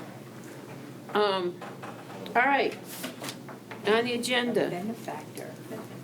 we've already we're moving on to other. Yeah. We've already discussed the May meetings. We have a meeting May 16th, which is a workshop. I don't really want to have a meeting May 30th, but if for some reason we have to, we do have 5 Tuesdays in May. And then we have May 9th at 3 o'clock for the site walk. Yep. And those of us that want to go to the Denmark Intertown Group, that's May 10th at 6 PM. And just a warning, I mean, you can leave, come and leave whenever you want, but the ones I've been to last a couple hours, so. Okay. What date is that again? That's May 10th. Thursday at 6, Thursday the 10th at 6 PM. Is it Thursday or Wednesday? I thought the 10th was Wednesday, excuse me, Wednesday the 10th. Wednesday the 10th. I said Tuesday the 9th and I meant Wednesday the 10th. I don't know why I said Thursday the 10th. You like Thursday. And then our July meeting, we already voted to have it Thursday, July July 6th. 6th. Does anybody else have anything they need to bring up? Where is the Denmark Town Hall? I'll send you guys all the info It's right with on the 117, address. I believe, Yeah, it's right on 117. right before Bull Ring Road. Yeah. Probably about 20 minutes from your house. Mhm. Go Ohio Ridge Road or Mountain Road. Mhm. Okay. The deer. Anybody else? Oh, I was waiting for you to finish everything else, but we do have to sign this for Dan. Oh, they came? So, Yeah, so, Jim so came. Jim delivered them? I mean, Jim, yeah, all right. He did. all right, perfect. Dan, you want to pick some music Now we made Dan Yeah. happy. to play? All right. Now I don't have to call Craig and yell at him tomorrow. Nope, he sent them with Jim. Today is something, May 2nd. It is. Just think, Cinco de Mayo on Friday and then Kentucky Derby on Saturday. Oh, you're. Ooh. And I'll be camping. Probably the best, probably the best thing to do here as I sign these off. Yeah, you got two there. Assembly line? Yeah. Yeah, we'll do an assembly line for you. I won't sign these Oh, ones. well, go on, you sign after Deb, and then Doesn't matter, it doesn't have to be in a sequence. No, it doesn't have. Nope. I What like matters is great, it's great protocol. usually black ink, not non-repos. Tell me about it. Yeah, it looks like it's working. Nice. Yes. They're coming back up. Hey, look, it's raining again. Here, I'll pass it over. Go over that way, yeah. Thank you.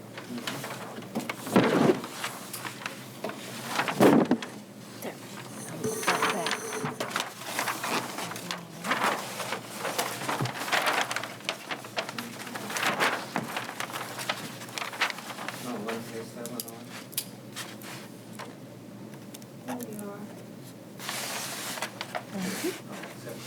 Yeah. It's a pretty spring.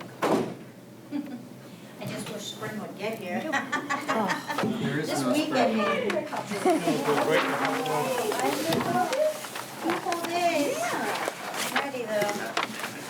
More, you know. Yeah, we're no in March for the socks. third time this year.